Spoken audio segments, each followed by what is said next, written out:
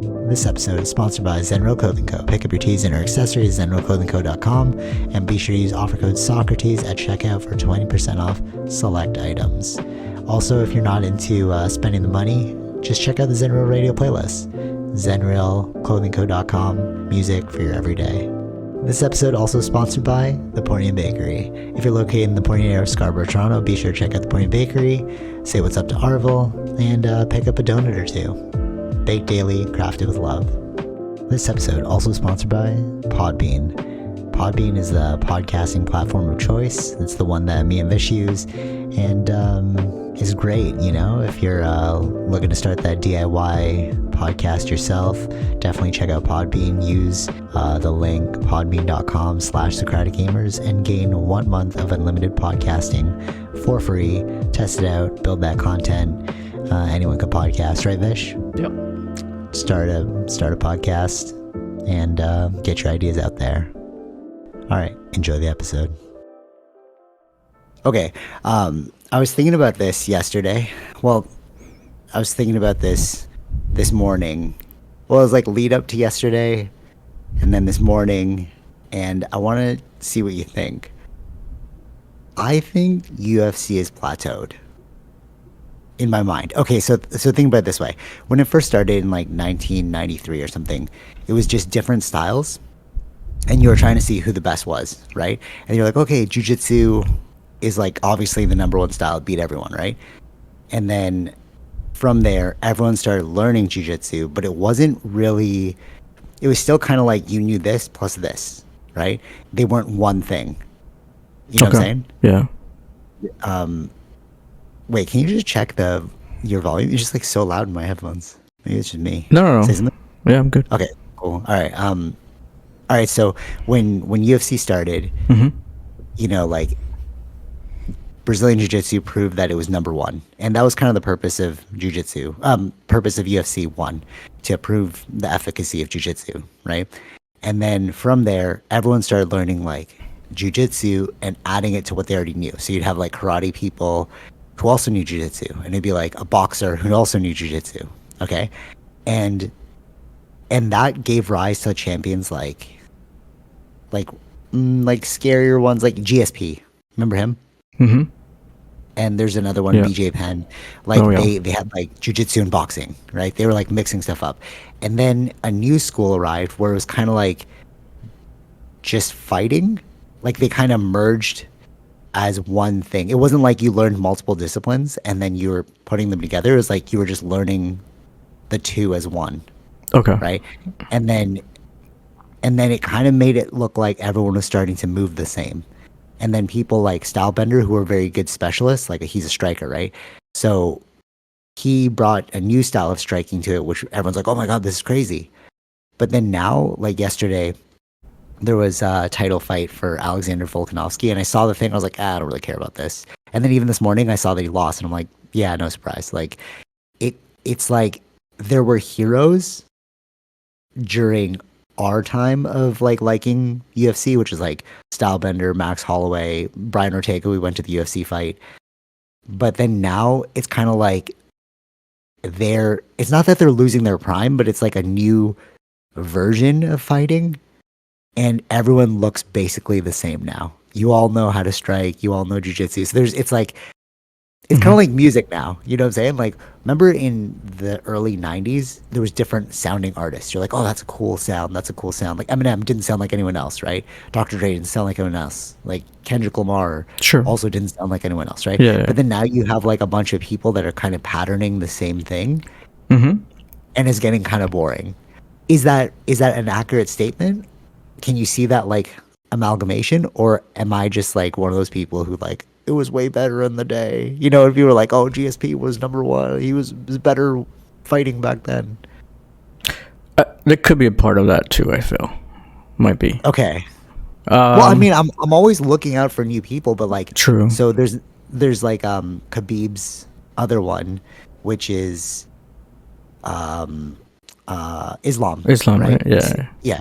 So he's like next in line, but you're never gonna beat Khabib's 30-0 record or 29-0. Mm-hmm. So it's like, what are we doing here? You know what I mean? It'd be kind of cooler if somebody came, destroyed everyone, just left. That'd be like, oh, that's a cool storyline. But now we're just getting like the same. Even like I thought Stylebender was gonna leave because he's like, I'm here for a short time, not a long time, like a fun time. Yeah. And then now he's just like, he lost a few times now, and he's still fighting. You're like, bro, you have all the money. Like, why are you still doing this? It'd be a cooler storyline if he's like, I'm done. You know what I'm saying? Yeah. It feels like kind of like prolonged. That's why I'm like, it's like plateaued. It's like we've hit this point where just like, yeah, they're gonna rise and they're gonna lose and they're gonna rise, and like it's just gonna play out the same cycle. And because everyone knows the same things, it's like you're not interested in like what style is unique anymore. It's like, yeah, just fighting is fighting now. You know what I mean? Yeah, no, I get that. I think because it's in the beginning, it was just that's where a lot of the experimentation would happen. It's the same thing with video games too, right? We mentioned this thing with a lot of things. Everything was just, it's new, it's experimental. We don't know what's going to work, and then once you figured out what's working, that's kind of the cookie cutter kind of thing. Yeah, that's what we gotta do. Yeah, but then that's. It'll be so interesting that you said that. Yeah, it'll become stabilized till like I think it ends up becoming more like it's up to the individual to generate hype and stuff. So that's the only like it's like the one-off video games that are like right, exactly. And then it's just a marketing game now. So for me, it was, I mean, that's also why I like stop. Aside from like the striking, the anime component is really cool, but his striking is very unique. But then when I saw like his fight against Sean Strickland, I was like, this guy figured it out, bro. Like your feints didn't work, you know? And you're right. I didn't even think about that. It's like fighting, music, video games. They're all hitting this point of like a lack of creativity. Yeah, because I mean, it's more about. It was very new, right? You don't know what actually works or what makes money or what's going to make it, what makes a good video game. So right. That's why it's all experimental in that sense, right? Totally. I'm going to counter this with because I just finished this book by Rick Rubin. Oh yeah. Yeah. Okay. Cool. So I read his book, The Creative Act, and basically what he was saying is. So there's like commercialization. It's always commercialization. He's like commercialization, where you're trying to make something for the general public, but you're not really stoked on it. You're just like, this is gonna work. I'm gonna make money off this. Or intrinsic motivation, which is like, I don't care if nobody likes it. I like it because it's just a freedom of artistic expression, right? And then I was watching like Kendrick Lamar's interviews, and he was saying with Rick Rubin, and he was saying, like, he doesn't make albums anymore based off of the audience. So he's not like trying, like when he was younger, he was a kid, he was like, okay, this beat is gonna go hard, I'm gonna be famous if I just like rap like everyone else. But then that's why all of his albums are like standalones. They're very like thematic. There's a whole idea. They come out like every like 5 years or something, you know what I mean? Because he's like, it has to be good with me. And I feel like we're losing that it has to be good with me feeling in favor of commercialization. Like think about Fast and Furious. Yeah, movies. I think we said, did we just say it? No, it's like movies, music, art, fighting. It feels like everything is creatively plateaued right now. And it's because of the money, I think. Because you're like, yes, it's going to work. Everything goes in that direction, generally. Yeah, so maybe it was the heyday. Yeah, I think what generally happens, it goes in that direction where it becomes commercialized to the point where it becomes, when the commercialization is there too many of them, it becomes boring for people. Yes. That's what happened. Sure. That's what happened to the Marvel movies. Yes, they were so unique, so good. So yeah. Now it's like us doing it. All these superhero movies just became boring. Nothing new. Yes, but there's nobody willing to. I mean, I'm sure there are people willing to take a risk, but at the same time, it's like, it's not innovative. I don't know how else to explain that. All right, so for example, I finished. It's hard to get your name out there when you're being innovative. It's hard to like sell the product in a way because it's too different. Right. Yeah. Or the reach. Like the reach is difficult. Like, hey, Yeah. Yeah. You're like, hey man, it's gonna work. Trust me. You'll get your return. But they're like, I don't know. I've never tested this before. So it's interesting. There's more risk to it. Yeah, right, because they have to invest their money in Hmm. whatever the production companies. So I finished Vince Staples' show, and have you seen Atlanta? I, I've only watched like the first episode. I haven't really seen Oh, okay, okay. all of it. So there's a unique style of Atlanta. Oh, you saw White Lotus. Yeah. Yeah, okay. So it's kind of like that. It's the closest thing Hmm. I would say to the art style, like the way Okay. it's filmed, Okay. is kind of like White Lotus, very like artsy and like millennial with like the big open spaces, and then like you know what I'm saying, like Yeah. Yeah. the director of photography has a very specific style, Mm-hmm. you know. So Atlanta was kind of like that. I finished the Vince Staples show, and I was like, it's basically Atlanta. Right. It's good, but it's like nothing was like new and fresh. It was just more like Atlanta continued, you Right. know. So And that's what then I'm saying. It's like, see, the right, Atlanta worked. Atlanta was something different. It this worked. is my point. Yeah, yeah, right. And then did you see Mr. and Mrs. Smith yet? No, I haven't watched that one yet. Okay, so it's kind of the same. And I'm like, oh, the art style's shifting again to like, hey, it worked, so we're just Hmm. gonna like copy that kind of tone. Um, and and I think it's like a black creator community kind of tone because Donald Glover set that tone with Atlanta, Hmm. and then Vince Staples show it's like a black humor show, Right. and it's filmed that way, and the humor is kind of like that. And then you get like Mr. and Mrs. Smith, which is more about diversity because she's Chinese and he's black, and it's like it's also feeling like that too. Hmm. So I'm kind of like, like if we're all just gonna copy one another, where's the innovation? Like the '90s were such a creative time because you're just like, well, who's gonna make something that pops from like other people, you know? No, I think it still happens. It's just No, no, for sure. It's happening, yeah, but in different zones. So, like electronic music, you're hearing that kind of like, oh, this person's different than this person. right. Yeah. Yeah. I I'm think just it. saying that as like, Yeah, yeah. I think it depends where. Like, art is still like for movies or shows. Or it's still there's far and few between, but that's always been like that, right? yeah, That where new styles, like the Spider-Man movies, like the animated ones. That was all new. exactly. That's a great example because like, but then you're gonna see other people copying it because you're like, oh, well, this. Well, Kinda they works, started so. to. I think. Yeah, they started to. Yeah. Oh, really? Already? Damn. All right. Yeah. But see, innovative and new. You're like, this is. I think it's like But it's as always like that though, right? There's a liking for it. People are gonna go and watch it. It's like, oh, there's something. Oh, I remember that Spider-Man style was good.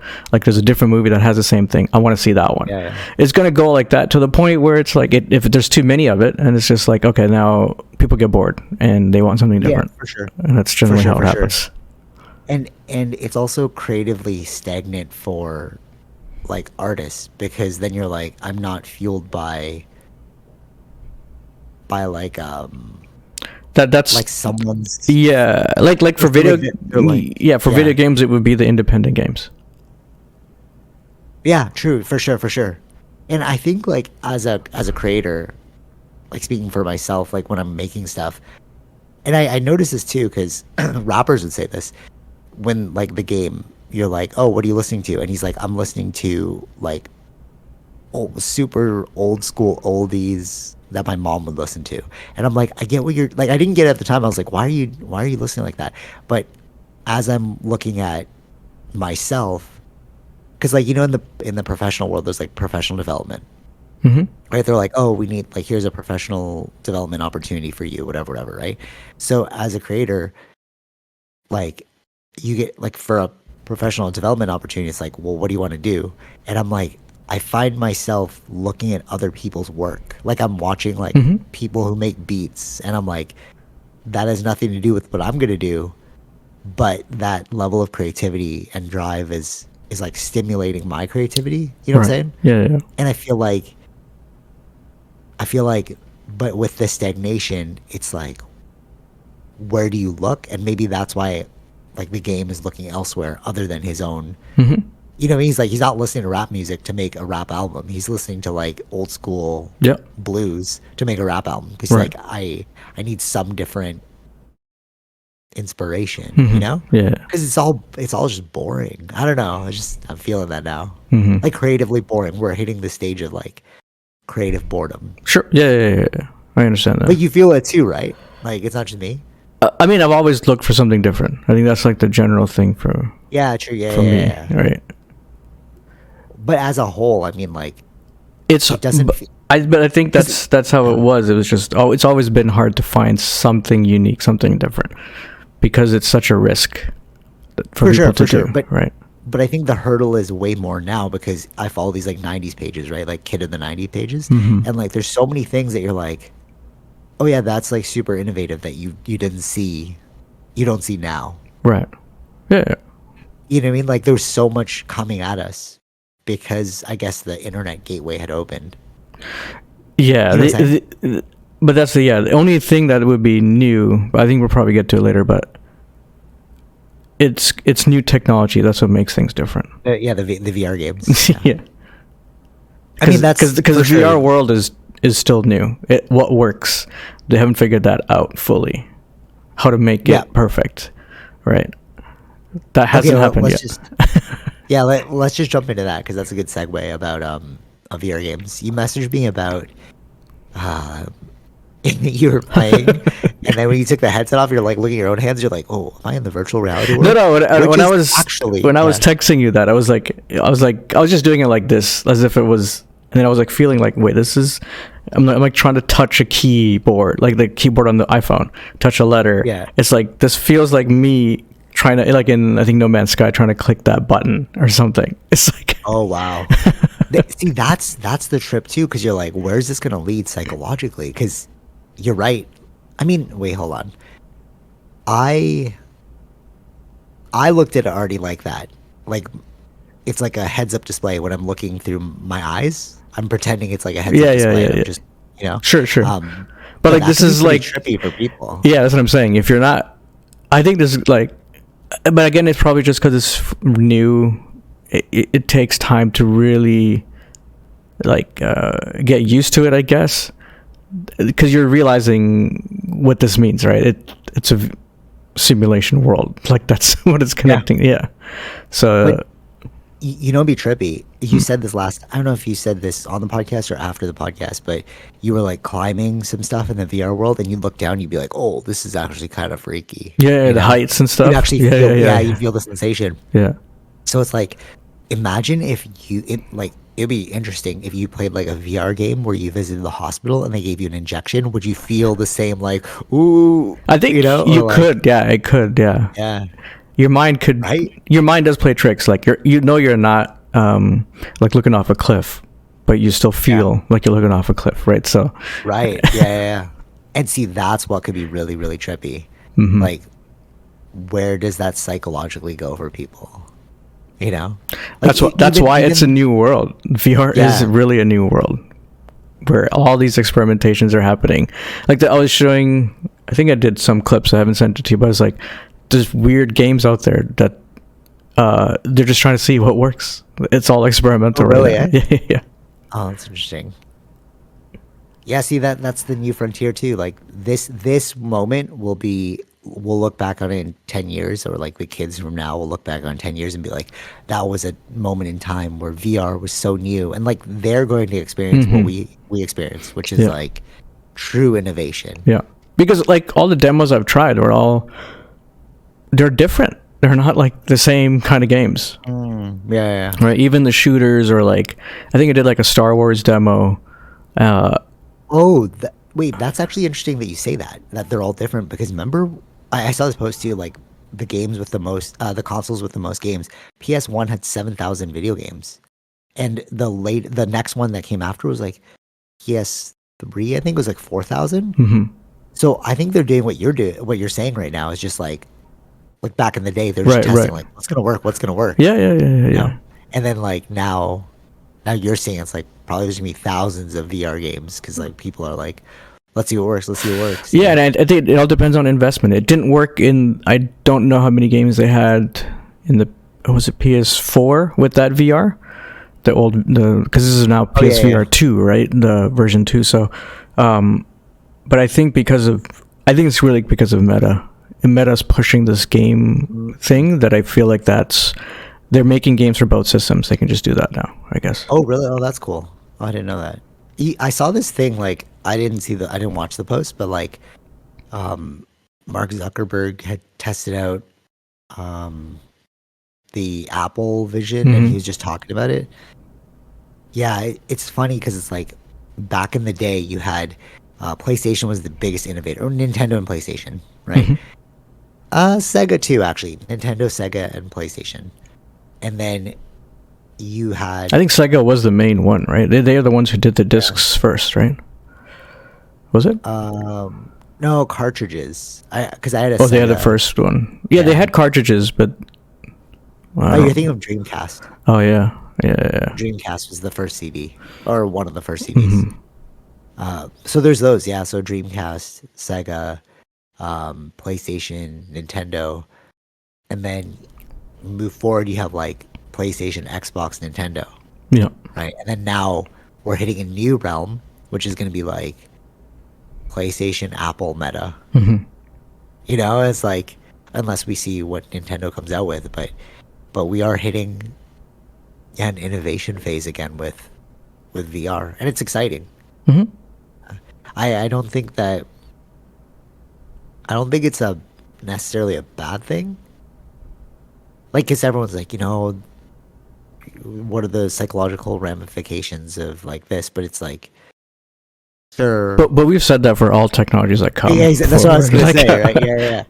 Like when they're like, oh, fighting video games will make you more violent. Yeah, or shooting. Yeah, all the Call of Duty stuff, which is not true, but yeah. Actually, all right. So that's funny that you say that, because Tara brought that up, and it was like that old study where we're like, oh, it's not true.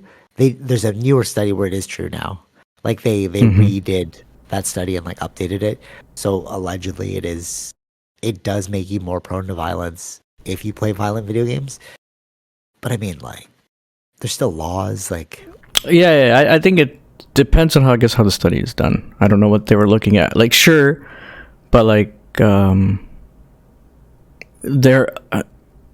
understand by prone to violence, but I don't know if people are going out and necessarily using guns in that sense. Yeah. Like laws. And, like, yeah. Violent in other ways, like, oh, okay, so I started taking like martial arts classes because I was inspired, and like, okay, that's technically violent. Yeah, no, I know what you mean, but like, yeah, that's why like laws exist. Like, there's no, you're not gonna run around shooting people up. You know, that was a crazy one too. Like, I won't even get into that, but running around shooting people up, that was a moment too when that was going on when we were younger. Yeah, it's just like, I don't even know. Is it heyday, like looking back at the 90s, or was it actually a good time? You know? Yeah, probably both, I think, in that sense. Yeah. Do you think our parents were like back in the 60s during the love revolution? No, it depends on where they're from, but I don't think technology was what changed everything. There was an internet. Okay, yeah. That came in our time. Yeah. That's that was like the real heyday. Yeah, that's when like the Wild West, you're like, well, I don't know what's going on. You can find anything on the internet, you know? Yeah. So you're like deep into the VR space now with I haven't bought. I was. Then that's why I took a break. I was like, okay, let me take a break to get my. Oh, kind of weird. Yeah, but I'm back on it. But I haven't been like on it for. I haven't used it for like long hours. It was just like an interesting feeling when I was like just looking at my hands typing. I was like, this feels like this is a No Man's Sky, because you're using hands in a way. You're pointing at things or clicking things. It's like it's the same feeling. Yeah. So like it'll be interesting with Apple Vision Pro. Because that's like your is your own hand. Yeah. You know what I mean? But it's your own hands, right? Too. So I think it may be different. Yeah, right, exactly. So like that sense of disassociation from like who you are. Right. That's where this is my hand, is not my hand. Like that'll be interesting to see come up in the future because of these augmented realities like Apple Vision Pro. Right. Yeah, because I mean, like the PlayStation 1, you're still holding like joysticks and stuff, right? Yeah, you have a controller. Yeah. Yeah. So there's like still one step removed Hmm. um, from like. But most of the, yeah, I think it's only Apple that has just using your own hands. So Oh, really? Oh, okay, that's unique. Not even the Oculus, like the Meta. no, they all have controllers. Mm, that's pretty innovative then. Yeah. Um, anything else about the VR? I still have trying to find a game like to buy.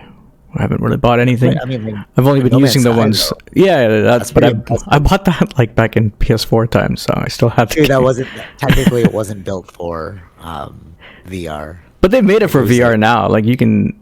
No, now, but I mean, Yeah, like, yeah, yeah. It wasn't a. imagine if you, right. If you had built the game from the jump as a VR game, you're like, well, what could that have been? Right, Because yeah, there yeah. must be limitations, right? They're like, I didn't know I could do this. Now that I there's guess. VR. Yeah, you're. I understand that, but I don't. I think you can still. They had to rethink the game just for VR, right? So you have a VR version that they worked around with the game that they've already created. So I remember when No Man's Sky came out. So people who don't know, basically it uses like a algorithm so that every time you visit a planet, it'll never be the same planet twice. yeah, So procedurally you can, generated, as they say. yeah, so you can like infinitely travel the universe basically. yeah, you can go planet to planet forever and then never get bored, and that's like the big sell of the game. So yeah, that's what we're talking about when we talk about No Man's Sky. Mhm. But I didn't think it would be so interesting until VR hit. Like it was Yeah. cool when it first came out. People were excited about it, like, oh, I spent so many hours on this. But now that you have a VR world that gets auto generated as you traverse to it, it's like, and it's like first person view. That feels more akin to our reality. You know what I'm saying? Hmm. Because you're like, I bring this up because there's this new theory. You know the Skinner cat theory? No, what's that? Okay, so like if you put a cat behind a box, Okay. Yeah, right? yeah. And you don't know if the cat's there or not. Yeah, So right. is the cat really there? Yes or no? And like a lot of philosophers and like scientists have been talking about this. Like some people are like the cat's not actually there till you verify it. Other people are like the cat's really there because you put it there. But then how do you know the cat's there because you didn't verify? You know what I'm saying? Yeah, yeah, yeah. Right. So now what they're saying, I don't know how true this is. I heard one scientist talk about it. Is it appears when you look at it. So like the cat becomes real when you see the cat, when you look at the thing, which is True. basically rendering. Yeah, yeah, yeah. He likened it to rendering. He's like, if it's true that the cat only appears if we see the cat, I guess it's like that Zen thing where like, what is the sound of a tree? Does a tree? Yeah, I was gonna say that one. I was gonna say that Right. one. Yeah, yeah, yeah. Yeah, it's very similar, right? Yeah. Does it make a sound if it falls and nobody's there to hear it? Because you require somebody to hear it.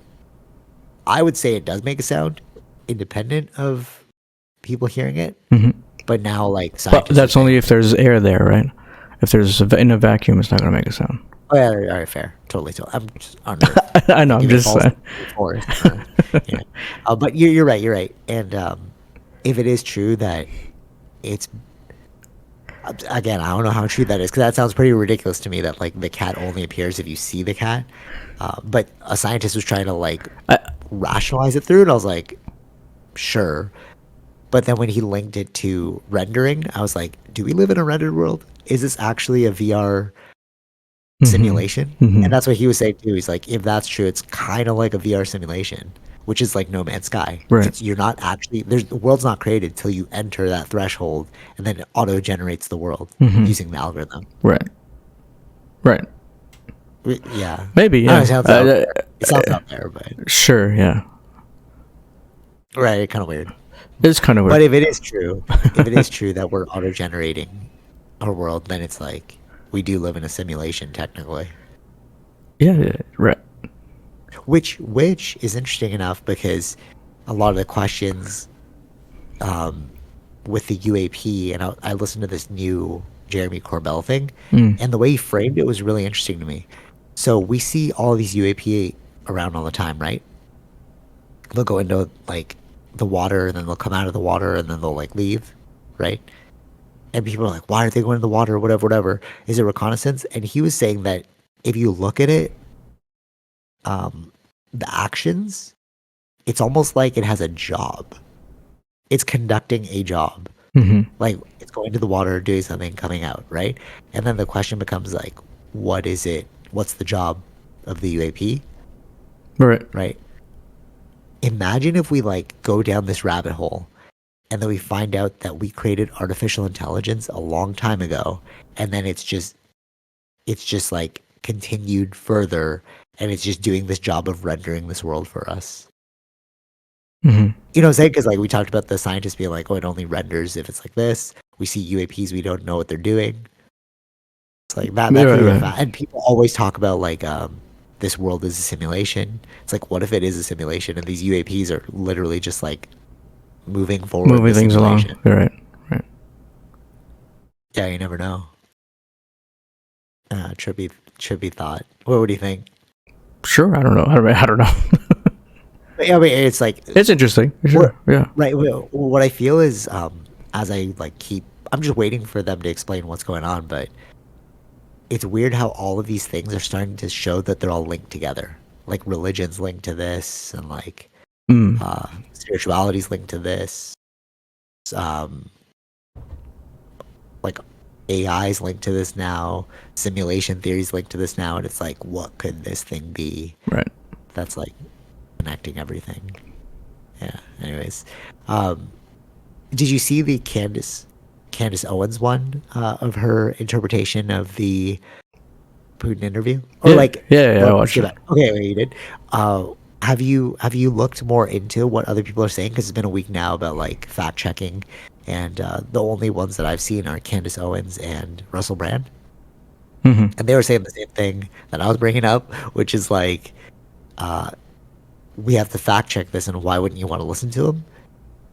Yeah, of course. But what's your interpretation of now? That's a week after Putin's interview, or a week, well, more than a week, I guess. I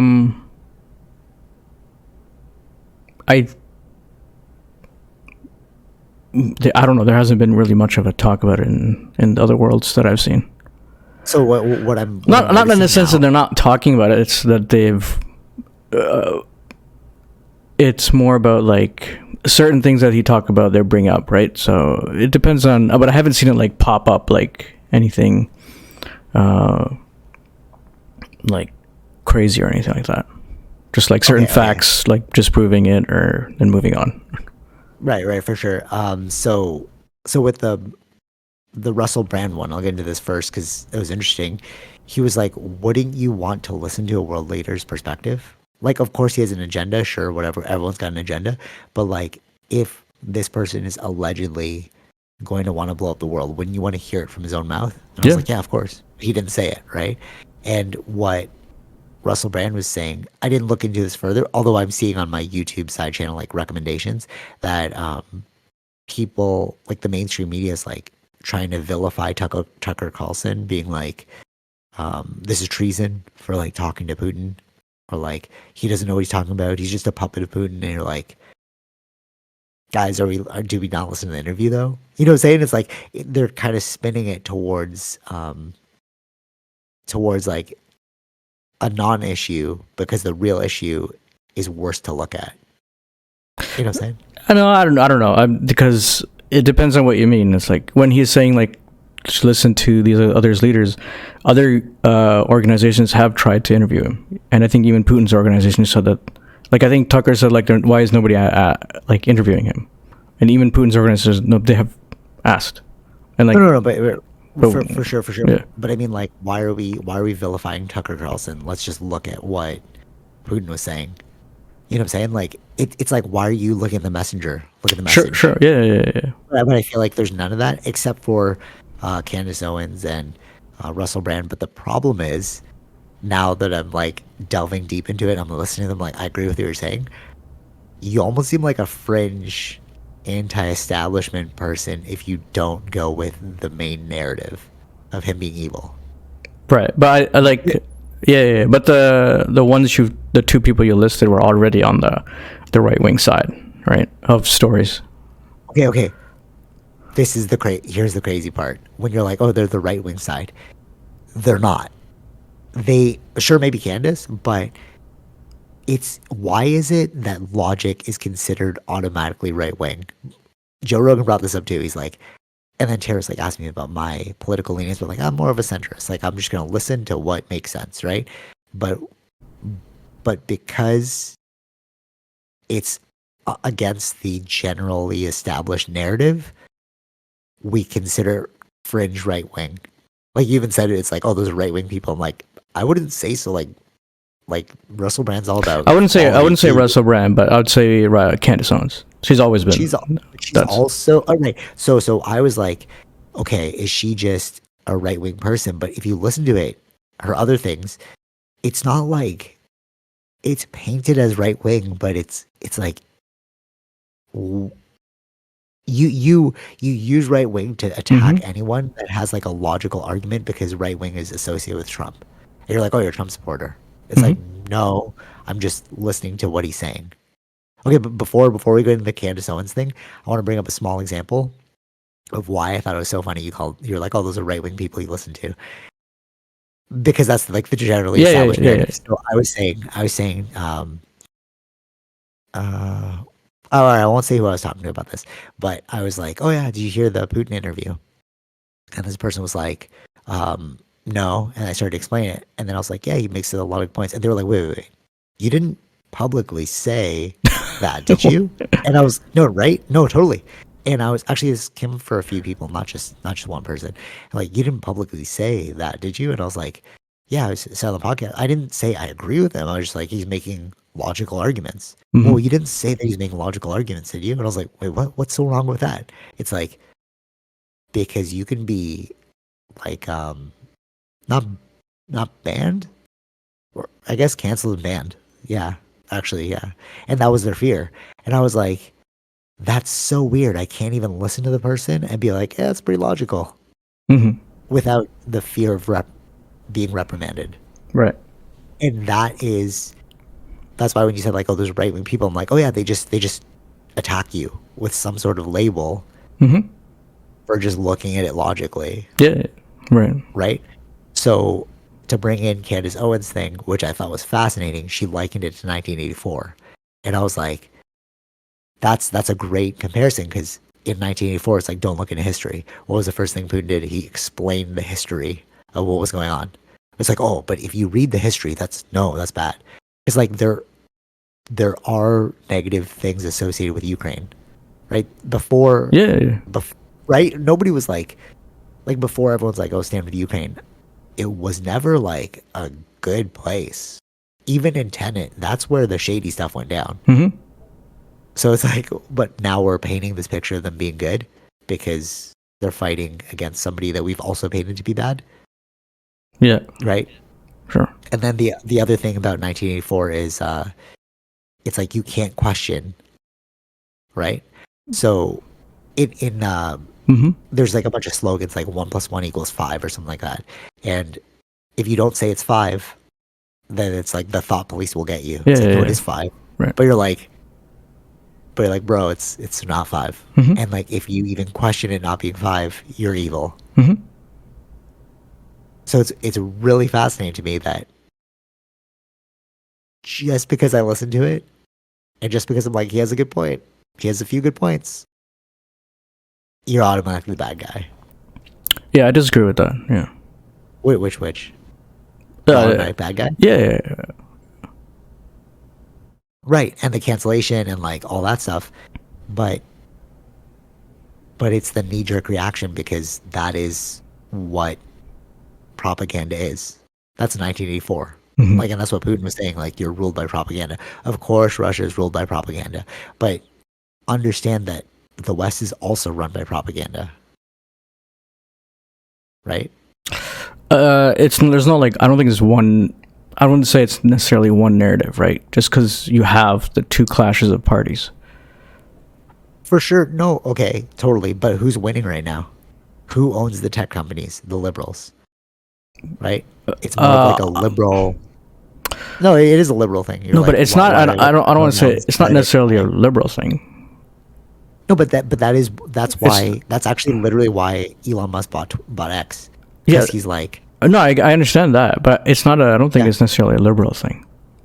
No, it's a liberal agenda. It's like these places are in support of this one thing, so we're gonna build our platforms, our tech around that, because that's the mindset of the culture of the area that they're building it, right?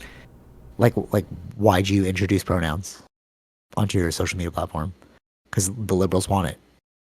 Yeah, right? I think it's that. No, I get that, but I think it's the majority pronoun. Yeah. Majority of their users are liberal. Yeah. Right? Okay, but you still don't have to build it because of that. Well, you kind of do if that's your audience, right? No, not really. You pick and choose whatever you want. No, I know, but then that affects your business if you're not going through with what your customer base is saying, right? No, I don't think like if they didn't add pronouns, nobody's gonna be like upset about that. Like there was people are having a lot of issues for just some simple things, right? Like even like the emojis that Apple had to change or add in. Oh yeah, true. So that's what I'm saying. It's like but I think that's the people working at Apple being like, hey, this is where we're moving. This is what we got to do. Because that's the same thing I would say with the other social media companies, right? Right. But this is even in businesses too. It's like it's not about the customer. It's just that's what's catching fire right now. It's like all these DEI initiatives. You're only doing them because it's popular, and then the people that are really in support of these things are calling out organizations that like are doing it as a veneer, as a front, yeah, of course, yeah, right, yeah, sure. So that's what I mean. It's like they're only doing it because their employees are saying like, okay, we should have this, and you're like, okay, fine, you could do it, but like the top management doesn't really care. It's just appeasing its employees. Employees or customer base, or of course, yeah. But an employee and a customer base is like okay, if I look at the customer, I'm like, I don't think they need to have. Well, let's use pronouns as an example. If I was like on that team, like they don't technically need to have pronouns on the platform. That doesn't make or break the platform. It's just sharing images on like Instagram, let's say. Yeah. Right. But then the employees are like, hey, pronouns matter. Okay, let's put it in there. So it's like, it's the liberal mindset that's working at these organizations that makes the platform more liberal, which is the argument that Elon was saying, that's why he bought it. Because he's like, it's just too much in this direction. I got to bring it back in the other way. Okay. You see that point? No, I understand. Yeah. I understand how people can see it like that, sure. Yeah. So I totally forgot the point. Oh, yeah. Oh, why is this considered right wing? So like being careful of what you say because the majority is thinking in one direction, and then you can be vilified simply because you're thinking of an alternate perspective. That is literally brainwashed propaganda. That's like 101. If you don't agree with the established narrative, then you're our enemy. Yeah, sure. Whether it's right or wrong. And you know what's crazy? I saw this on CP24. They were talking about how locking down schools didn't help COVID. But the scientists were saying that at the time. Like, hey, this is not actually going to do anything. But the established narrative was, we need to do this. So we did it anyways. And it's like, we're not running. We've said this multiple times, but I think Putin really hit it on the head, is we're not running a society based on logic. We're basing on emotion. And that's why we're a herd. That's why marketing is super important, because like we just need to create an emotional response and make people move in this direction. Even if the scientists are like, hey, that doesn't make any sense. Yeah. I think they've said that multiple times with a lot of scientists too. With if it was a scientist as in a leadership or a political position, that'd be amazing because then you're just look at the logic, bro. Yeah. Like, I've heard that a long time, like for many times, right? But there's no scientists running for office because there's a lot of things you got to deal with. So that's the problem. I'll give you a professional example that I have, which is fascinating. So it's like because I know subjectivity in my own marketing, unless it's art, right? Like unless I'm doing some sort of design, I'm like, okay, well, I feel like it's better like this because you could be subjective. But when I'm thinking strategically from a marketing perspective, like what is our next step? I'm looking at numbers, okay? Because numbers for me, it's like you can't argue that. Yeah. I could say everything I want, like, hey, you should probably do this, this, this, right?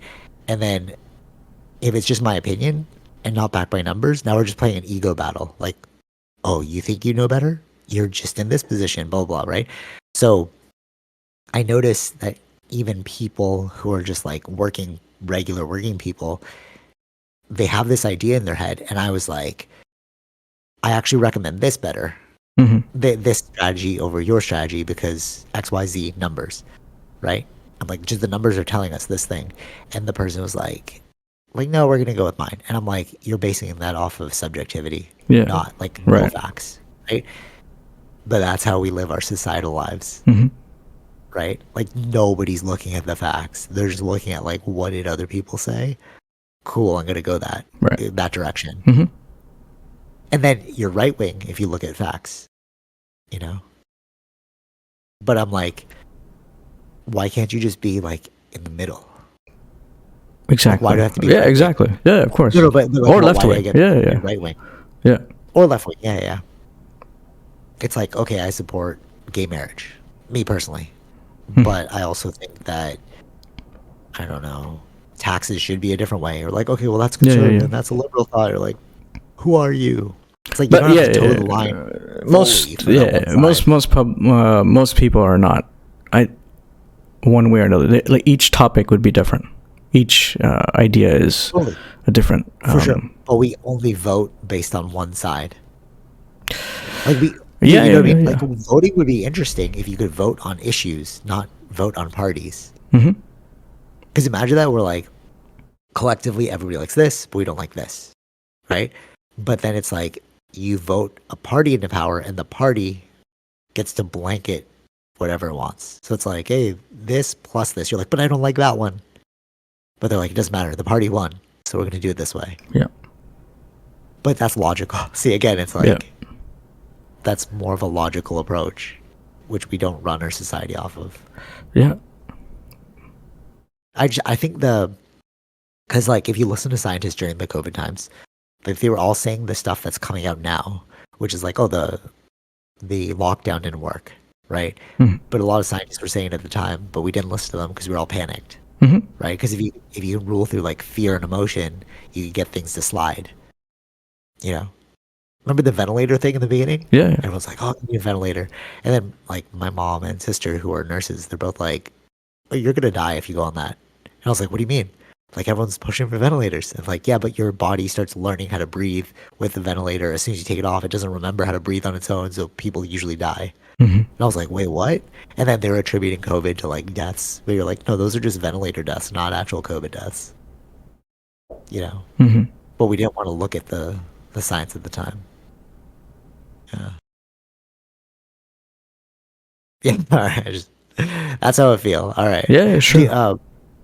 Do you like, I don't know, do you think that's like sobering, logical? You think I'm wrong? I don't know. No. Yeah, of course. Oh, okay, so we're in agreement. I take your silence as our agreement. All right, cool. Anything else about that? Yeah, I think we shouldn't like I don't know, like make individual persons or like view them like gods or something like that. Like, you know, political leaders, they're people, they're going to be making no one's like 100% right or in that kind of thing. Like you shouldn't be viewing it like that. Yeah, true, but we have this automatic assumption that everyone is correct just because of how they are. Like, I know, I understand that. Yeah, this is the. Yeah. If you're correct in one thing, you must be correct in all things. Like the doctor bias, right? Like you're a doctor, so you must know everything about everything. You're like, oh, we have an engineering problem. Ask the doctor. You're like, bro, I'm just a doctor. Yeah, that's called critical thinking. That's what we should have more of. Yeah. Right. But this is the point. That's why I'm like, you made a good point, Putin, when he's like, oh, it's run by propaganda. It's like, yeah, we just need critical thinking. But it's also critical to be like, hey, maybe he's wrong. I'm open to him being wrong. That's why I was like, hey, we'll wait for the fact checkers on this one because he could be lying. I don't know. You are making some points. So if this is a political debate, I need our side to be like, this is why he's wrong. But if you're not going to do that, if you're just going to ignore it, it's like you're just thinking, is he right? What are we doing here? You know? Right. Yeah. Okay, actually, speaking of critical thinking, we talked about this before, but I was like sharing it. The climate change contribution. If everyone stopped in Canada. Well, yeah, in Canada. But that's a new number, though. That's a new number. Like I remember it was like 2016 when I looked at it, or 2017, and it was like different numbers. I think it was like 3% maybe. But these are 2020 numbers or 2021, and if everyone in Canada stopped emissions, it would contribute 1.5% to global emissions. And it's like, if you're looking at numbers like that, what are we doing, bro? Like, stop telling me to bike to work. You know? It's not just that. I agree with that. But I think one thing we should understand is all the things that we're getting, the products, the iPhones or whatever, they're being made in China. They have to be made in China because of the lax of rules of emissions and stuff like that. So that's so funny. Like we didn't talk about this prior, but I literally wrote that in the post. I was like, the catch-22 is we're vilifying this whole carbon emission thing, but that's what keeps prices down, bro. You go to China to make cheaper products. Why? Because you're like, I don't have to pay labor laws. I don't have to pay like all this stuff. Sure, they can do it with their factories. Yeah, you know, I don't even need to pay for PPE. I mean, even with that, now it's it is getting a bit more expensive in China to this point that they're looking at other countries where they could get more less laws. And then, but it's so funny because like imagine if like 20 years from now we do the same carbon emission study, assuming we're still around, and you see that the majority is coming from this new country. It's like not China anymore. You're like, hey, China did a really good job. See, this is the critical thinking piece. You're like, hey, China did a really good job of reducing their emissions. No, factories just pulled out to go to a cheaper place because it was getting too expensive in China. It's really just economics that's creating global warming. But like for real though. Yeah, of course, yeah. Right? Like it has nothing to do with people. Oh, people are, the economy, sure, but like biking to work is not going to solve this issue. No. This is a whole big. But it's all like if you want to, look at Amazon to get those things the next day. It doesn't happen without more emissions. That's just how it works. Exactly, right? So we kind of have to look at like climate change as the result of our comfort. Like climate change is associated with comfort. But I think the perspective is shifting now. So like before, when I was working at the old organization and they were all about like trying to get people to bike to work and stuff, the new paradigm that I'm seeing is climate change is here. How do we adapt our businesses to it? And I was like, yep, I'm down for that one. Because if you're trying to tell me how to stop it, go talk to China. Don't talk to me. But if you're telling me like, well, these are the ramifications and like how to make your business more agile. Because like, in accounting, they had this just-in-time model. So like, okay. So basically, I think I heard that. Yeah. It's like just a standard accounting procedure that we followed in order to save money. So instead of stockpiling resources, you build enough to meet just in time. So it's like, so think of this is the example of university. It's like a Coke machine, and then once it hit, they've calculated it enough that, like in terms of percentages and like time probabilities, by the time it hits its fourth Coke can in the line, it will signal to the vendor, hey, you need to bring more Coke. So that by the time you sell the 4 Cokes, more Cokes have already arrived. Right. It's about not having too much waste in a way. Right, Yeah. exactly. That's why the just-in-time model was created. Whereas before, it was not just-in-time, and it would be like you'd stockpile like 20 extra Cokes just in case, and then every month you'd always provide. Even if you were already full on Cokes, it doesn't matter. We're still going to provide you 20 more. Mm-hmm. It's inefficient that way as well, so that's why they created the just-in-time. But then when COVID happened, logistics shut down, and these just-in-time models just crumbled. Right. Right? Yeah. Because it's like, Yeah. well, we can't get it to you in time. There's like restrictions now, and then that's why you had stock issues in grocery stores. Mm-hmm.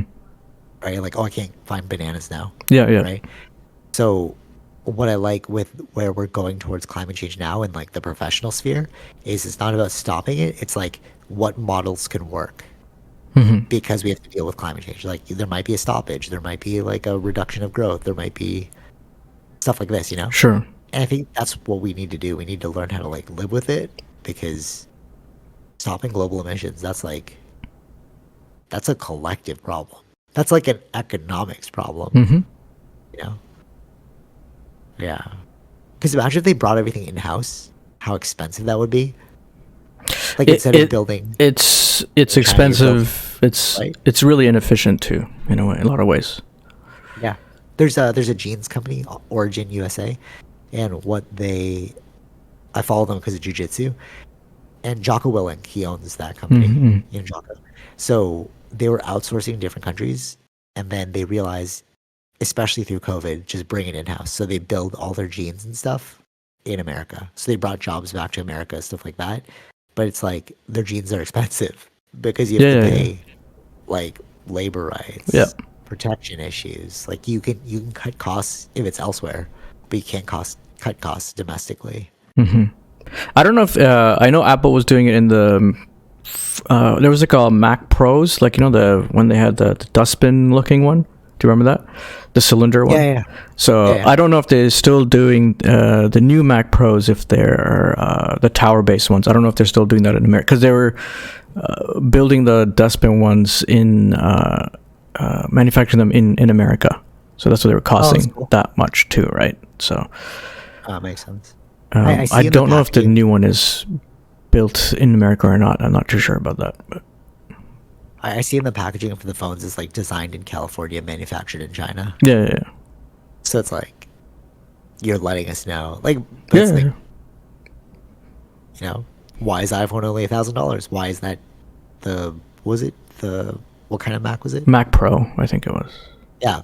Yeah. So why is that one like $5,000? Well, because we built it here. Yeah. Do you want $5,000 or do you want 1,000? Right? But it's like you have to deal with climate change because of that. Yeah. But you know what's weird though? Like, I wonder if I'd be considered right wing if I told people that. It's like, actually, it's based off of money. Biking to work won't help. They're like, oh, you're a right winger. You know what I mean? Like, if I just said something counter to the narrative, because everyone's like, oh, I'm just biking to work. I'm like, but the thing is, no, I get that. But then you're like pro-gay marriage. It's like, oh wait, that's left. It's confusing. Like, what are you talking about? Yeah, exactly. That's what I mean. Totally. It's funny because when I said no, I think that's the issue. The issue is no one person is like fully focused on one idea. Like that doesn't exist.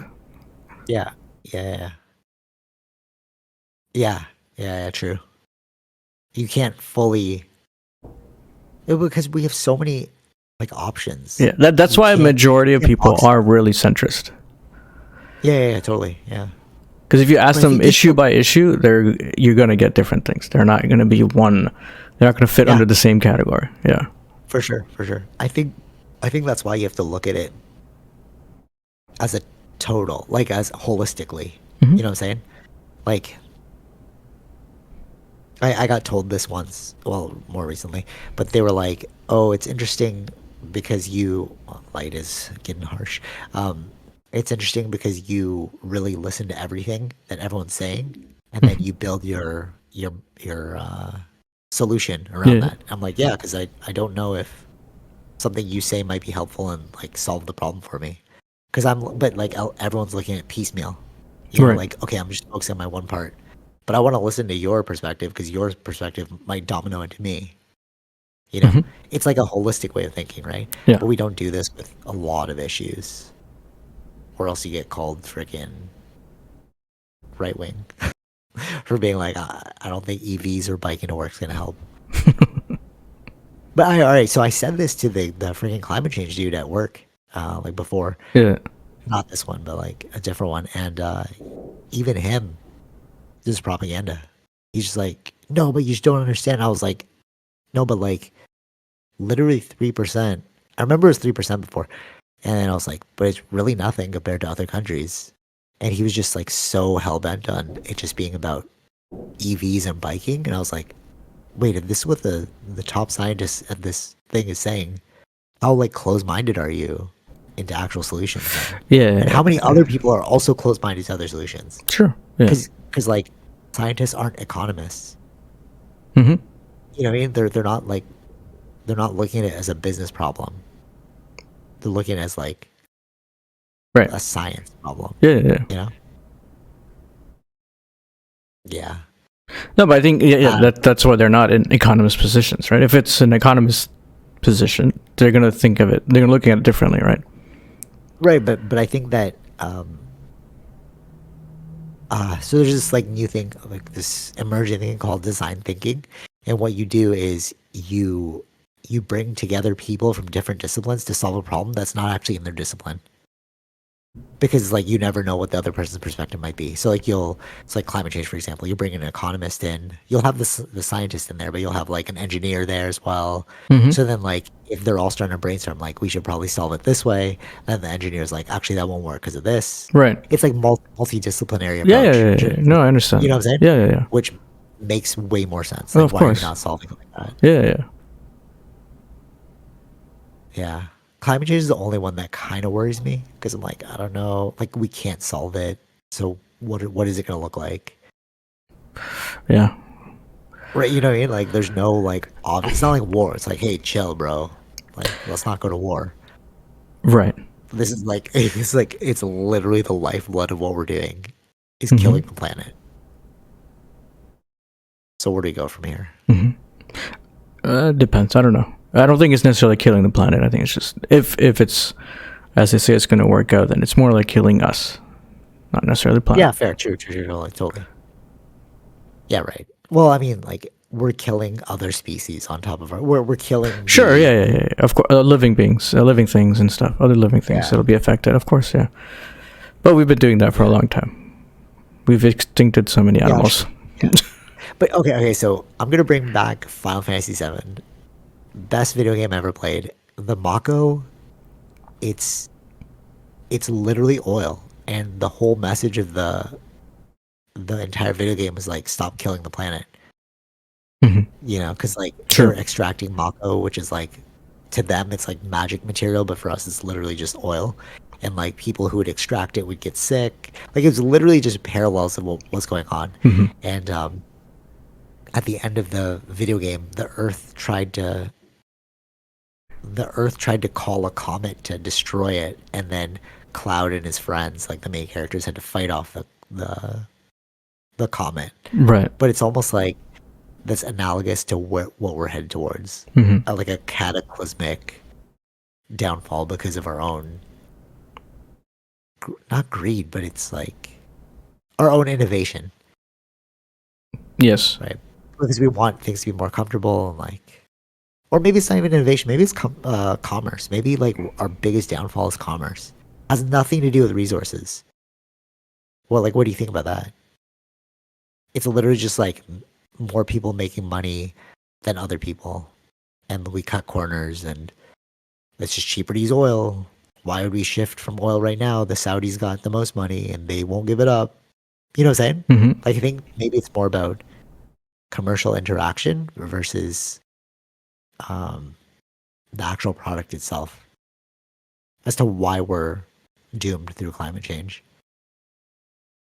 Yeah. I mean, it's the comforts that this energy gives us. The super wealthy though are like they don't want to give it up. You know what I'm saying? Like the Saudi money is plentiful, why would they switch to like non-oil? We don't have any vested interest in non-oil. We'll be poor. No, yeah, it's not just them. There's energy source. This is what we figured out as the cheapest right now. So that's what I mean. Yeah, exactly. Yeah. So it's like it's commerce, cheap. You said it, cheap. Mm-hmm. It's our cheapest one right now. And I'm like, yeah.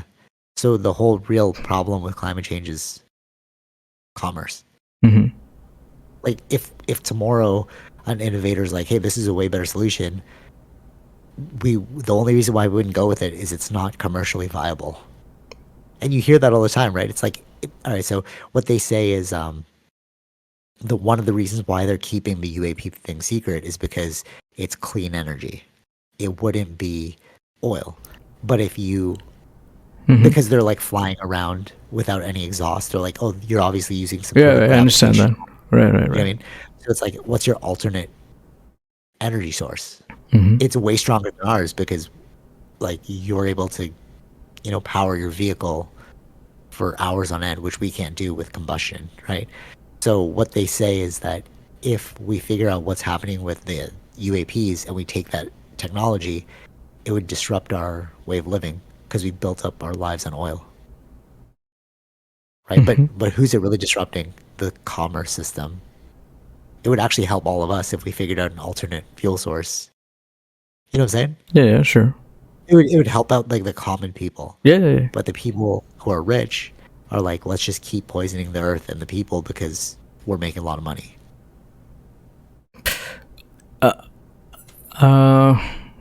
Which is why I'm like, it's a commerce issue. It's really just like rich and poor. Mm-hmm. Do you disagree or? It depends on. It's just the science that we know right now, right? How to use as an energy source. Totally. Yeah. Yeah, but they don't want to. They don't want to even like, because first thing is like admitting these things are real. Next thing is admitting that we have some, and then if you have some, scientists need to look at it because like, how are they propelling this thing? Mm-hmm. It's obviously not combustion, gas, right? It's definitely not that. Yeah. So if in reverse engineering it, you find an alternate fuel source, whoever gets claim on that basically wins the game of commerce. Mm-hmm. But the people in charge right now who are benefiting off of combustion won't let that go without a fight. Mm-hmm. Right? Because they're like, I'm making a lot of money out of this. Why would we switch alternate fuel sources now? It's like with the paper mill, right? The whole reason why weed was illegal is because hemp was going to take over cotton in terms of paper, and then the paper dudes started printing out all this propaganda about like black people murdering white people because they were high on weed. Mm-hmm.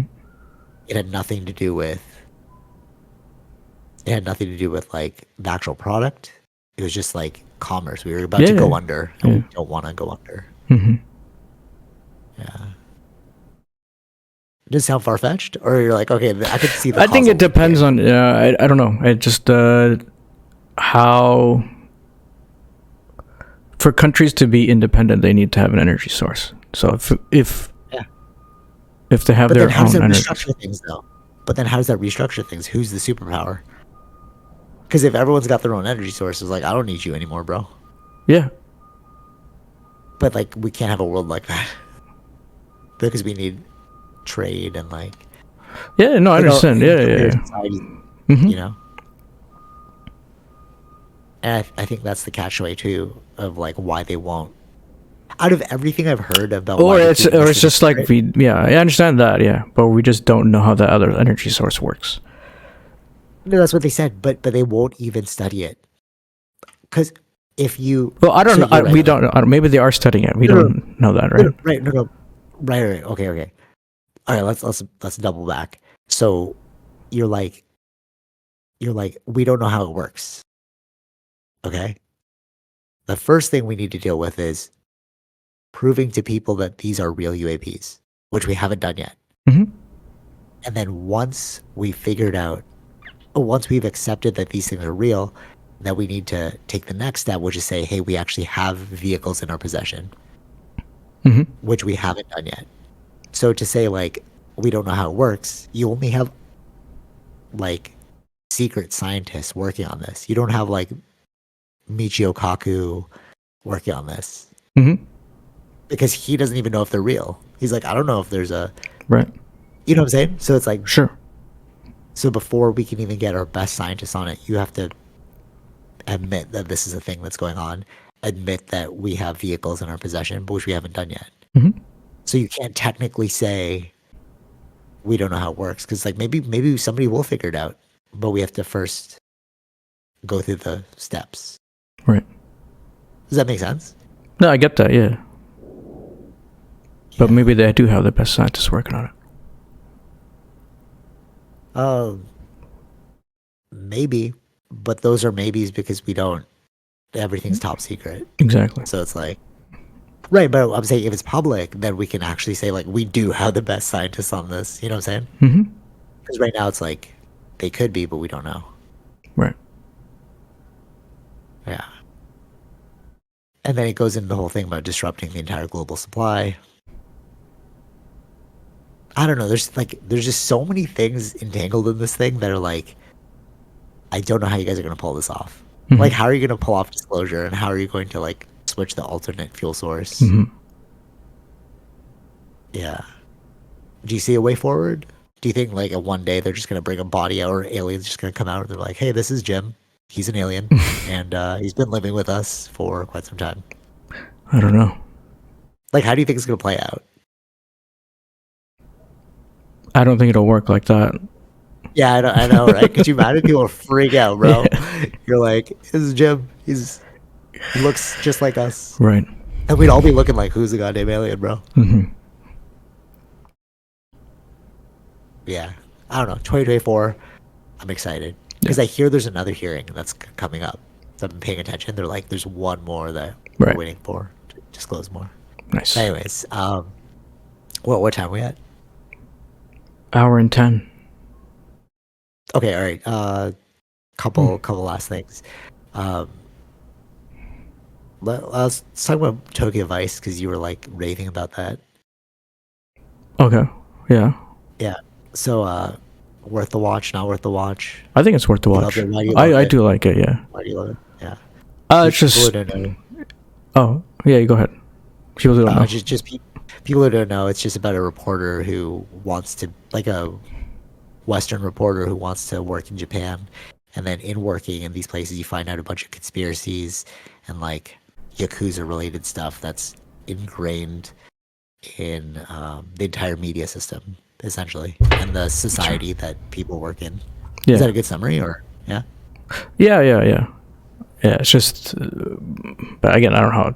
These are just the stories, right? But it's like how honor and all these things come into play, right? To not show shame, they're gonna,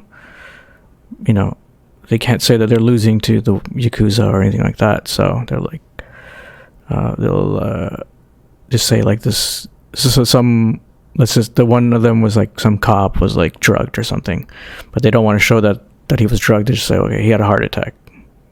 Because if they show the actual story, then it's like it's shame on them, in a way.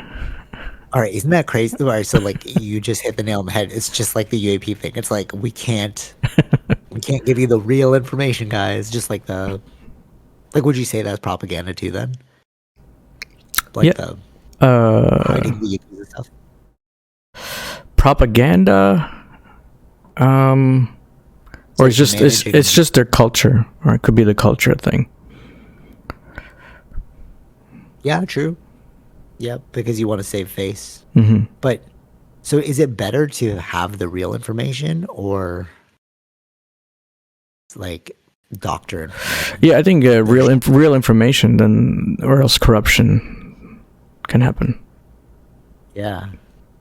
And yet, even in Tokyo Vice, they're showing you that they manicure information. Mm-hmm. Yeah. I thought that show was going to be more about like, I don't know, action and like martial arts and stuff, but it turned out to be more of like a drama, you're saying? Yeah. Yeah, so I don't know if you're into that.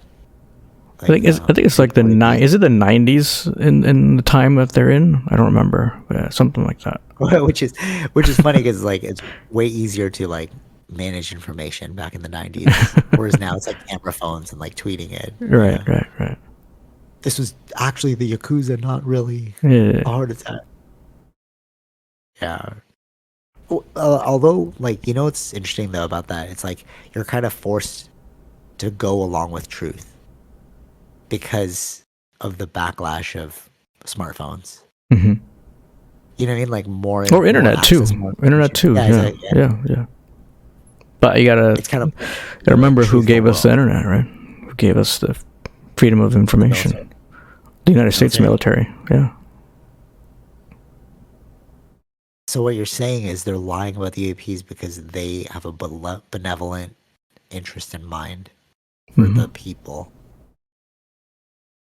Actually, you know what? That's a good question for you because you love America. How do you feel now? How do you feel now? You still love them? Love America? Oh, the institutions of America, yeah. Yeah. You're not like, you haven't been jaded at all based off of like everything we're talking about? Not, what do you mean by jaded? I mean, there's going to be bad leaders. Of course, there's bad leaders and stuff, yeah, but I think, sorry? You love the ideology of America. Yeah. Oh, yeah. There's like freedom and all that. Mm-hmm. As long as people are doing the right thing. I don't know, if I was like American right now, I'd be like, there's some weird stuff going on. Sure, but I think the thing is, I think we forget how different countries run. How easy is it for people to, get things done on a normal basis? It's no, totally, 100%. Right. Yeah, for sure. I agree. There's always, but again, America is the leader of the world, so they are the police nation. Yeah. But with great power comes great responsibility, and absolute power corrupts absolutely. Mm-hmm. Two important quotes. Okay, question for you about food. Okay, this is okay. Because this came, I was very curious about this one. Is this the last one? Right, so, yeah. Okay. Right. Yeah, you head over to the thing. Yeah, no, I just want to make sure we wrap up within, like, by 10:30. So that's all. Oh damn! Oh, you should tell me, bro. Yeah. All right. Actually, I have to go too. I got a party as well. Okay. Okay. In a few minutes. It's fine. Okay. All right. Food. What is a foodie? Would you consider yourself a foodie? I think I said it would be subjective, but yes, sure. Okay, so this is interesting. All right, so you'd say you're a foodie. Maybe there's like levels to it, I'd say. Okay, so what would you constitute as a foodie? I have a very strong point about this one, and I'm just like, that's why you said that, because everyone I know is like, I'm a foodie, and I'm like, no, you're just picky. So it's like, people who have said this, I won't name names, but they're like, oh, I'm a foodie, and I'm like, oh, want to try this? I'm like, no, I only like good food. You're like, oh, because you're picky. You just want good food. Or you want a specific type of food, right? So for me, I think a foodie is just like, what does it taste like? And I'm open to trying different things because that's more of like, and you're looking at the nuances in the food.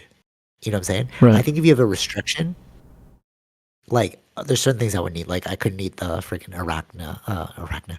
the spider. It was gross. Right.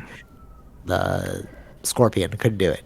But like, I've eaten so many different types of like animals, like frog, guinea pig, pigeon, snake. You know what I mean?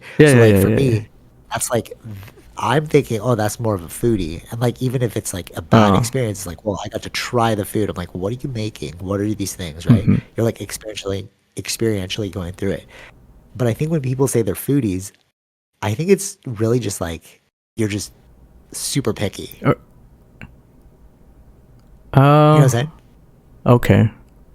Or they're just like, I'll give you an example. Just general, they're just like eating, or no, you're picky about the things that touch your palate. Okay, I got you. I think a foodie is not picky. Okay. They're just like, what is this? Right. So like, I think people that describe themselves as foodie is like, I want this, whereas a real foodie is, what is this? Mm-hmm. You know what I mean? Like That's what one's I was saying. close, like, There should be levels to it, I guess. but I wouldn't call it Tiers. a foodie though. But I would just say picky because it's like Yeah, again, that's what I'm saying. It's definition, right? So that's why I want to ask you because like yeah. everyone's like, oh, I'm a foodie. I'm like, I don't know. I Well, don't what do think you mean people. by I don't think foodie? people are. Yeah. That's what I'm saying. Yeah. What is But that? people are What like, I did, just get food, and you're like, look. So for example, so like I won't outright name this, but like we were like eating this really good. How do I say it without giving it away? We were eating this really good type of meat. okay. Alright, it's like very good, and they're like, "Oh, I was expecting this kind of flavor," and I was like, "Oh, just go." But then like, then why are we here? So go get that flavor. right. But right, but that's not a foodie then. That's just you're picky about your food. Hmm. You're like, I'm I see. eating this, but I wanted it to taste like this. Right. So you're not really trying the food. You're thinking about what you really wanted, Mhm. which seems more picky to me. Does Right. that make sense? Sure. Yeah. Do you agree with my definition? Yeah. Okay. Or it's like people are like, I'm a foodie, I love donuts. And you're like, no, you just like donuts, bro. You see what I'm saying? Yeah, I know, but It's that's like, what I'm saying. It's a foodie I like subjective cakes. nature. Foodie I like. I don't think we've got a universal standard of what foodie means. We have a subjective Oh, I standard of see. what foodie means. Oh, okay. Okay. Then I would say I like trying food versus I like food. That's Yeah, the difference. that's difference. Yeah. Yeah. See, trying food, I don't think most people would fit in that category. That's what I mean. And it's like, but then you don't really like food. Right. You don't really like food. You just like your foods. Sure. See what I'm saying? Yeah. But that's what I'm saying. It's now understanding what the definition of that means. It's more like defining it. No, totally. I just thought it was interesting because it came up and I was like, I'm a foodie. I'm like, technically not. Like, what's that guy? Who's the guy who traveled around the world? He died. Died. He's like so famous. Traveled around the world. He's a chef. Oh, Anthony Bourdain? Dude, thank you, foodie. Just go like when I watched his show, like Parts Unknown. You're trying anything, bro. Yeah. That's a real foodie. Right. But, like- Yeah, I've seen that too. Where like some people are like, I would never do that, which is like street food or Indian street food. I'm not gonna do that. Oh, I wouldn't. I would do that if it was clean. No, I know, I but wouldn't I'm eat- saying I like would it doesn't do something with matter. my ass not clean. No, but still, I wouldn't trust anything of it, right? No facts. Yeah, totally. So, it's just like, but there are people that do it. I was like, okay, you're crazy. Wait, sometimes. All right. Last thing, and then we'll wrap up because I am cognizant of time. But I think it's also because I was like, I wouldn't eat any street food. Okay, so we are on this trip in Egypt, and then we were talking to our. She was like our personal guide. Like we hired her for the day. She drove us around, and she's like talking to us about like this type of drink that's very famous there. And I'm like, oh, I've never tried it. And she's like, oh, really? So she told the driver to park the car. She hopped out, came back with 2 drinks, and I was like, damn, bro, I gotta eat this because I'm gonna be a dick if I don't eat. it. She like paid for her own money, and then I got a parasite. And I was like, well, but it's like when you're like, oh, I would never eat it. It's like sometimes you have to eat it though. Like I could not be like, no. No, I Not, but you were put in there. No. Like she like got with her own money and she came back. She's so excited, like try this, it's so good. And I was like, okay. No, I think I would always. I think my thing is always generally like, is it safe, or like somehow. That was the first. No, that was the first. I was like, I'm gonna get hepatitis. All right, this is how I get hepatitis. Here we go. No, I was thinking the same thing as you, but it's like I feel like sometimes you just can't say no. Mm-hmm. No, I understand that. Yeah, of course, but it depends on Or if how. you said no, It I'd be depends like, on "You're great, it bro." depends on how jerky you want to be. But yeah, I don't want to get Yeah. sick. There's Joey L, the photographer, who like I always think about when I travel and stuff, and like that exactly happened to him. He was like taking photos of this like a Baba, like a spiritual homeless person, and the person invited him back to his thing, like, oh, like I would love to cook you food because you took my photo, right? And then all the people that were with him, they're like, oh, I'm not eating this, and then Joey was like, I don't want to be rude. You So have he to. started eating it, Yeah. but they're like bro, he washed his hand in the same water that you're eating right now. They were just like, No, don't do like it. that And he got reminds me super. of yeah. That reminds me of Itchy Boots too, right? Because there was one of Yes. her stops where she's like it's getting too dark. I have to stay at this village, but they had to like ask the village elder, and then they offered her their delicacies, and that's like caterpillars. I was like, You're like, I gotta do it. I gotta do it. yeah. But I think that was built from travel though. Like, to But be a yeah, I wouldn't foodie, be in that situation, in that sense, right? True. Yeah, right. And I'm like the way I travel is more like rougher. I'm not. It's definitely not Itchy Boot style, but like Sure, yeah. yeah, it's more trying to ingrain in the culture. That's why I ate the pigeon. I'm like, you guys are serving pigeon in Egypt? Let's do it. Disgusting though. Pigeon and it's so bad. Probably the worst thing I've ever eaten was guinea pig because the flesh always tastes like what it eats, and they were just feeding this guinea pig garbage, bro. And I was like, this is so gross. Right. It was just like oily and just tastes like trash. But that's a foodie. That's what I'm saying. It's like, could be open. Sure. Yeah, of course. Have you done the escargot? Yeah. Oh, yeah. But that was like a delicacy. People were like loving that back in the day. Like the French delicacy. Yeah. Yeah. Because you ate that. No, I didn't have that. Oh, you didn't eat that? I never. Oh, I'm not gonna eat that. But I had a stingray though. That was weird. Philippines? No, in Paris. Oh, okay. Because my cousin made stingray. They caught it on the beach, and he's like, "You want to try it?" I was like, "Sure." I thought it was the same Right. time. No. we both went. No, this one I had it in Paris. Oh, so it must have been like legit. It was like cooked to legit. Yeah. Because when my cousin did it, he was literally just like frying it. I was like, okay. But like you had like an actual stingray meal. Yeah. Oh, okay, that's cool. Yeah. It was weird. I didn't like it. Honestly, most of the time I don't like any of the food I try either. I was like, it's there. Let's try it. This is disgusting. Like that's always my experience after. And they're like, it's a delicacy. And you're like, no, it's just what you have around. Yeah. Yeah. Well, all right. So last thing, what's the weirdest thing you've eaten? Weirdest thing? It would be the stingray. Stingray. All right. Would you ever try dog?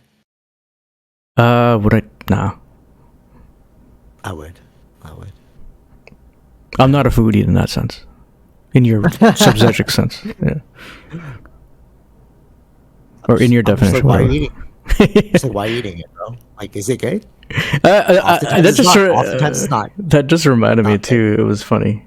I think in Korea they were trying to ban dog meat, and all these dog farmers came out to protest it because they sell dog meat. Dog what? Dog meat. Oh, no way, really? Yeah. Wow.